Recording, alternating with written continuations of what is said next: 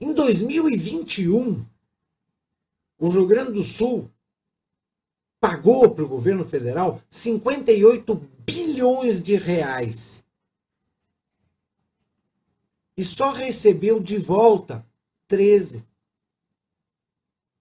O que o governo federal fez com a diferença desses 58 bilhões pagos em relação aos 13 que ele recebeu de volta? Ou seja, 43 bilhões. Esses 43 bilhões de diferença ficou aonde? O governo federal investiu em estados do Nordeste, em programa social que não dá certo, corrupção, quem sabe, né? Mamatas e um monte de super salários por aí, né? Isso não acontece só com o Rio Grande do Sul. Acontece com a maioria dos estados que realmente produzem riqueza no país. Os estados, eles se tornam mendigos do governo federal com esse assalto tributário e com esse formato de federalismo às avessas que o Brasil pratica.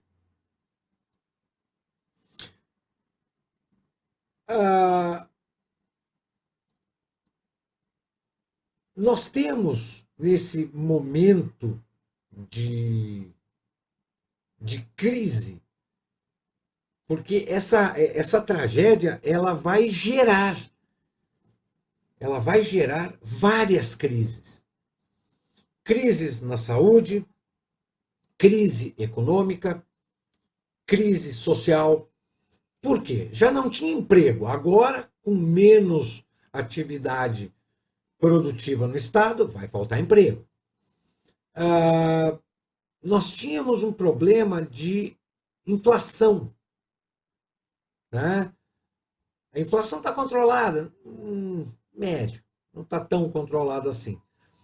Vai faltar produtos do agro gaúcho, o que vai acarretar a um aumento de preços no resto do país. Aumentando o preço dos produtos, vai gerar inflação. Mas isso aí é uma questão de momento. A gente não sabe quanto tempo, enquanto o Estado tiver nesse período de reconstrução, entre aspas, e que as coisas não entrarem nos trilhos, o que pode demorar anos, não meses nem semanas, mas anos, o Brasil vai sofrer, vai ficar capenga, porque esses 60 bilhões que o Rio Grande entregava na mão do governo federal vai fazer falta. E vai gerar inflação, sim. E vai gerar algum tipo de desabastecimento, sim. E de imediato a gente já vê um reflexo dessa crise. Por exemplo, 70% das autopeças que vão para as montadoras de veículos, em São Paulo, no Rio de Janeiro, Volkswagen, Chevrolet, Toyota, Honda e tal, são produzidas na Serra Gaúcha. A Volkswagen já anunciou que vai dar férias coletivas por causa de falta de peças. Por que não tem peça? Não tem estrada. Está tudo bloqueado. Está tudo ruim, está tudo caindo lá. O que não caiu está bloqueado, tem que refazer a estrada. Então, ainda é muito cedo para a gente ver o estrago e começar a computar o que fazer, como fazer e quanto irá ser gasto e colocar o Estado num patamar de normalidade.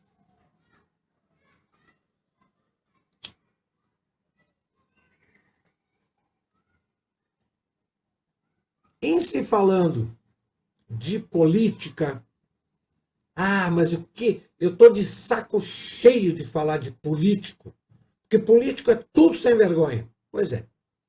Político não faz nada, não faz nada.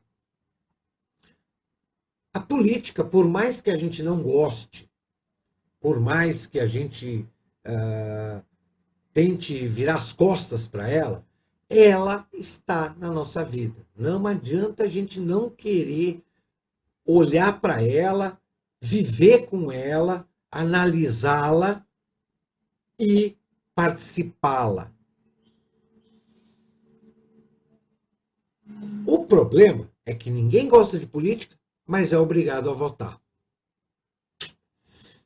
E aí é que a gente vê como a sociedade ela se torna apenas uma ferramenta da classe política socialista, que quer implementar o socialismo. Porque a classe política de esquerda, ela se aproveita de tudo. Se a coisa está boa, ela rouba bastante, promove bastante esmola e ela recebe aplauso. Na hora da tragédia, ela também tira proveito, por quê? Porque ela aparece como uma salvadora da pátria, ou tenta pelo menos. Então, para a classe política, a coisa estando boa ou ruim, eles sempre vão tirar algum tipo de proveito da situação. O que eu observo é o seguinte: a classe política tá podre. Tá podre. A política não funciona. Pois bem, quem forma a classe política são os cidadãos. Muitos cidadãos até entram para a política com boas intenções. O problema é que quando eles chegam lá dentro, eles entram dentro do circo político, ou eles são anulados, ou eles dançam a música. A música de quem? A música dos socialistas, a música dos políticos profissionais, a música dos fisiologistas. Para nós melhorar a classe política, nós temos que melhorar o cidadão. Porque a classe política é o reflexo da sociedade. Se a classe política está ruim, é porque a sociedade está ruim. Não é porque a sociedade escolhe mal, não. A classe política é o reflexo da sociedade. A sociedade está podre, não tem ninguém capacitada, com uma postura ética e moral decente para poder entrar na política. Então nós temos que melhorar muito a sociedade para um dia, quem sabe, ter uma classe política realmente, verdadeiramente eficaz e capaz de gerir um município, gerir um estado e gerir o país. Catastrófico? Até pode ser catastrófico, mas é a mais pura realidade. O Brasil, a situação do Brasil hoje, ela é tão catastrófica, ou pior do que a própria tragédia das enchentes. Tá?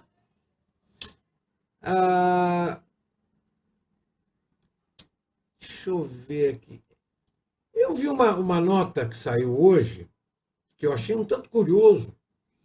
A ex-presidente Dilma Rousseff perdeu parte dos presentes que recebeu durante os anos que esteve na presidência da República por conta das chuvas que geraram a maior tragédia do Estado.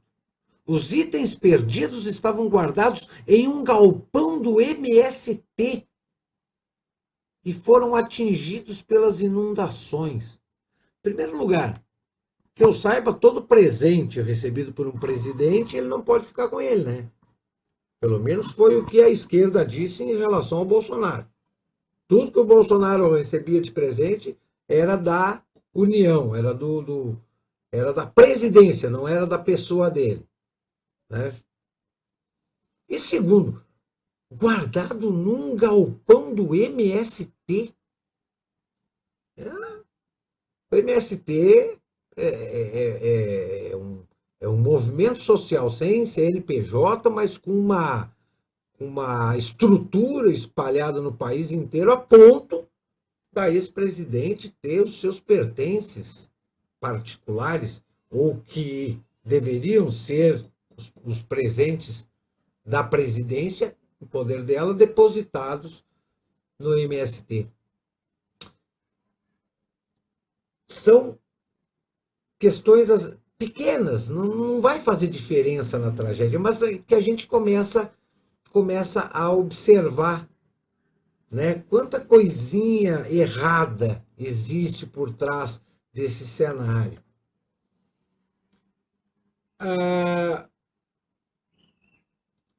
Enquanto o Rio Grande do Sul submerge, o governo Lula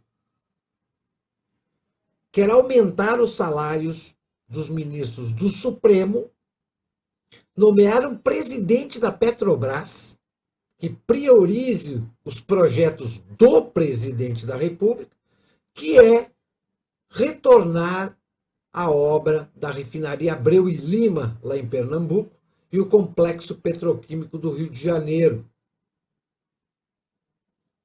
A refinaria Abreu e Lima é aquela refinaria do escândalo do Petrolão, que tinha corrupção lá até dizer chega. O Lula quer retomar essa obra. E aprovar um projeto de lei que favorece a Rede Globo, irrigando simultaneamente revistas e jornais que são verdadeiros panfletos da esquerda política brasileira, no caso da Carta Capital e do blog Brasil 247. As prioridades estão concentradas em alimentar o consórcio espúrio que sustenta o atual regime. Outra urgência, neste momento, é convencer a população a desver o protagonismo da sociedade civil no confronto ao drama vivido pelos gaúchos, empreendendo um esforço doutrinador por parte do braço midiático do regime petista. O departamento de imprensa e propaganda do governo, digno de embrulhar os estômagos. No entanto, temos que ouvir raposas, como o ex-presidente Michel Temer, irem para evento empresarial no exterior dizer que a oposição a este governo é destrutiva. Eu só posso afirmar uma coisa. Afirmo de cadeira. Tudo o que o Brasil vem passando, a Venezuela passou a mesma coisa. Só não é igual, porque a Venezuela é menor, tem uma população menor e tem uma atividade econômica diferenciada do Brasil. Mas em termos doutrinários, ideológicos e essa sistemática que o governo, não o governo, não é o problema, o nosso problema não é só o PT. Nosso problema é todos os últimos governos, que todos eles eram de esquerda. E a sistemática deles é idêntica.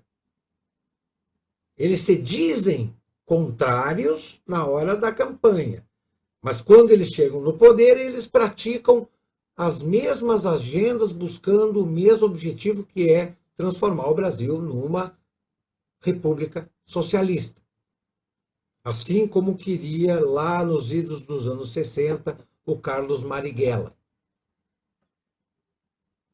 E que em 1961 o Luiz Carlos Prestes queria rebatizar o Brasil, achando que o golpe da esquerda já estava consumado. Queria rebatizar o país em República Socialista do Brasil. Pois é, nós estamos nesse caminho a passos largos. Outra coisa, não se pode falar absolutamente nada. Nada que seja contrário ao que a mídia oficial e ao que o governo fala. Porque aí vem as fake news, vem o judiciário, vem as os regramentos das redes sociais impostas pelo governo e todas aquelas balelas, aqueles castigos de bloqueio de 30 dias, etc, etc. Porém, o presidente vai num palanque fazer um discurso, pedir voto para o candidato à prefeitura de São Paulo, e ele responde que ele não foi lá pedir voto, ele só usou da liberdade de expressão. A esquerda é muito ardilosa, muito ardilosa. Só que eles têm o poder da caneta. E eles estão com o judiciário embaixo do braço. E o cidadão comum não tem absolutamente ninguém a seu favor. Nem judiciário, nem governo, e nem a Câmara dos Deputados. Nem a Câmara dos Deputados, nem os senadores. Porque se falar mal de um senador, ele vai dizer que é fake news, vai processar o cidadão e etc, etc. Então, toda a estrutura estatal está contra a sociedade. Nós vivemos um clima de guerra. É um Davi contra um Golias. Nós temos uma sociedade brasileira sendo esmagada, extorquida pela máquina estatal, e que, com essa sociedade idiotizada, doutrinada, imbecilizada, formada pelas agendas de esquerda, não consegue enxergar, e aqueles que conseguem enxergar um pouquinho não conseguem reagir, porque não tem conhecimento, não tem estrutura de como combater esse dragão que chama-se estrutura estatal. Hoje de tarde eu também observei o lançamento da candidatura do Datena à Prefeitura de São Paulo. E a gente sabe que o Datena, eu me lembro do Datena quando ele era repórter de campo, não me lembro da Rádio Bandeirantes lá em São Paulo, ele era repórter de campo, ele e o Faustão. Mas o Datena saiu da ala do esporte e foi para a ala da polícia, né? Noticiário policial, prestação de serviços à comunidade. E ele vem nessa toada e namorando para entrar na política e se candidatar já fazem mais de 20 anos. Vem eleição para prefeito, ele namora, mas não entra. Vem eleição para governador, ele namora, mas não se candidata. Vem eleição para presidente, ele faz um alarde, também não vem. Mas dessa vez ele vai. Ele vai à Prefeitura de São Paulo, pelo PSDB. Só que eu estava vendo o histórico do Datena como político. O primeiro partido que o Datena se filiou foi nada mais, nada menos do que o PT. O primeiro partido do Datena foi o PT. E ele ficou filiado ao PT até 2015. De 92 a 2015. Daí para frente, de 2015 para frente, ele se filiou no PP. Em 2017, ele se filiou no PRP. Em 2018, ele se filiou no DEM. Em 2020, no MDB. Em 2021, no PSL do Bolsonaro. Em 2022, no União Brasil. Ainda em 22, ele foi para o PSC. Em 2023, ele foi para o PDT. Em dezembro do ano passado, ele foi para o PSB. E agora, finalmente, ele escolheu um rótulo para botar na testa, que é o PSDB. Aí eu pergunto, um jornalista desse, limitado a ficar falando, dando notícias da coluna policial, e que troca 11 vezes de partido, qual é a ideologia dele politicamente falando? Todo partido tem a sua ideologia. Essa história de que direita e esquerda é tudo a mesma coisa, que a gente tem que votar no candidato. Não. Não, isso não existe. A democracia é feita de ideologia, partidos e candidatos. Só que aqui no Brasil a gente, assim como o federalismo, aplica ele de maneira contrária. É o candidato, o partido e a ideologia. Isso aí, se sobrar tempo, a gente vai atrás. O Datena é mais um, igual a tantos outros políticos oportunistas, incompetentes, ineficientes, que está lá para alimentar o seu ego e desfrutar um pouquinho da mamata do poder. Mais nada. Mais nada. O presidente Lula, por exemplo, para se ver livre do seu secretário de comunicação da presidência da República, o Paulo Pimenta, para tirar ele daqui de Brasília, o que ele fez? Ele deu um canetaço, colocou o Paulo Pimenta como... abriu uma secretaria para o Paulo Pimenta, uma secretaria especial para a reconstrução do Rio Grande do Sul. Autoridade federal ligada direto ao presidente da República para a reconstrução do Estado. Como se o Estado não tivesse um governador. O governador poderia fazer o papel do secretário especial da presidência, chamado Paulo Pimenta.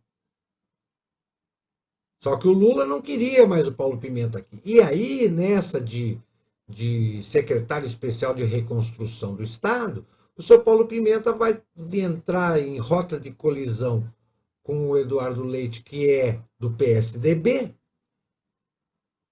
para tirar vantagem dessa tragédia e se candidatar a governador do Estado em 2026. Assim como é possível e provável que a Maria do Rosário vá à prefeita de Porto Alegre.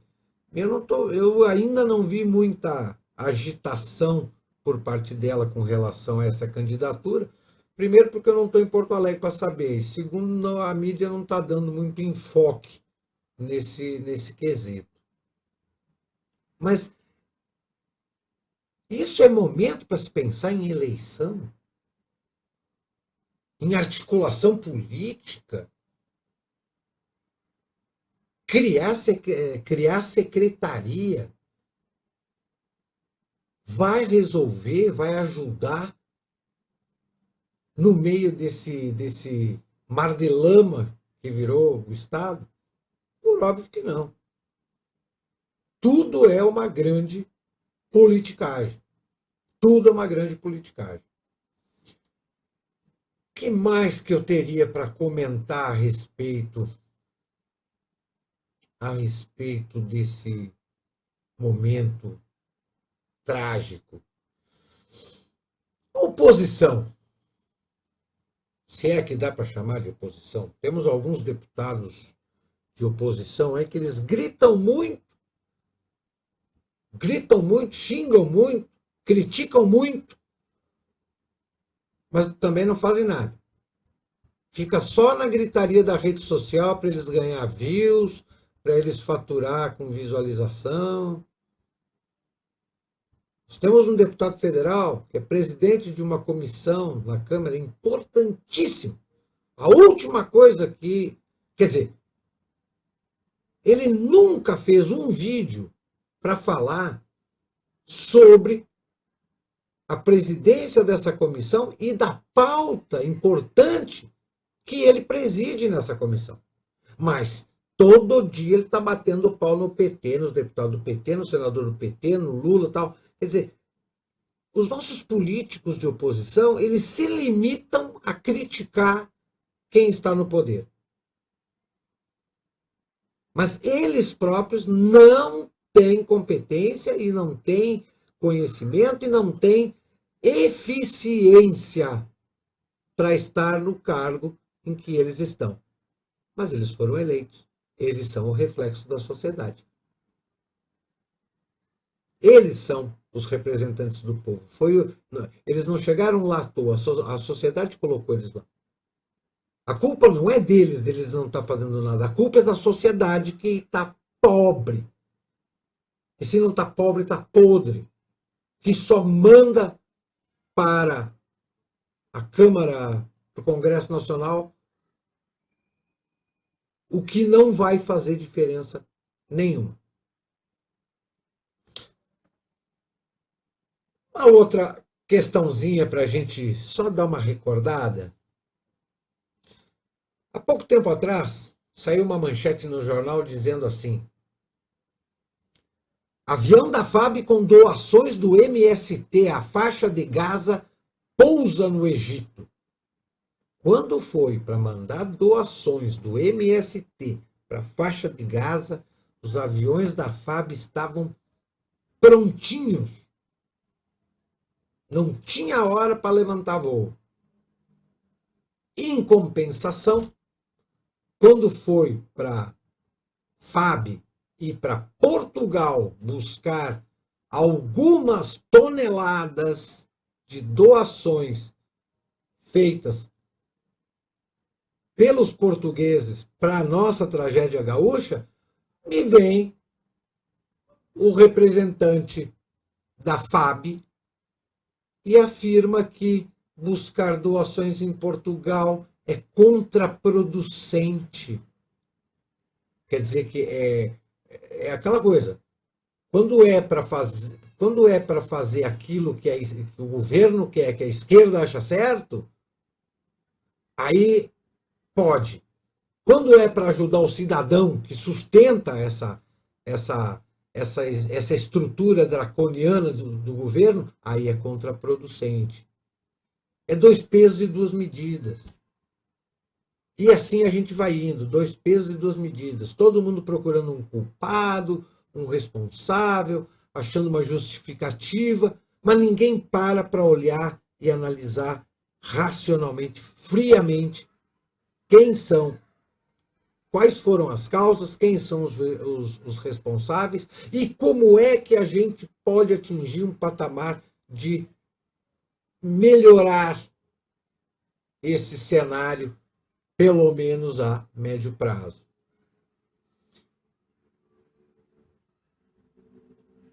Ah, 21h07.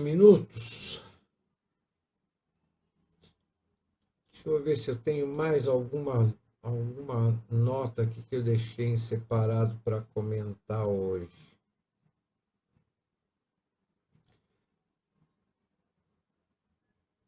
Essa manchete eu achei fantástica. Lula anuncia hoje o Vale Reconstrução para 5.000 famílias. 5.000. Quantas mil famílias tem no estado? Ah, mas o governo federal só pode contemplar 5.000. Ou contempla todo mundo ou não contempla ninguém. E outra, esse Vale Reconstrução de 5.000 reais, ele sai da mão do beneficiário num piscar de olhos. E o cara não vai reconstruir nada. Não vai reconstruir absolutamente nada. Não adianta distribuir Bolsa Família, saque de fundo de garantia, Vale Reconstrução. O povo não tem casa, o povo não tem emprego agora mais. Muitos perderam seus empregos porque as empresas simplesmente sumiram, quebraram com a enchente. Quem é da agricultura, acabou a lavoura. Quantos anos eles vão demorar para refazer toda a sua lavoura? R$ 5.000 vai fazer diferença e para 5.000 famílias. E tem gente que ainda acha que o governo está certo.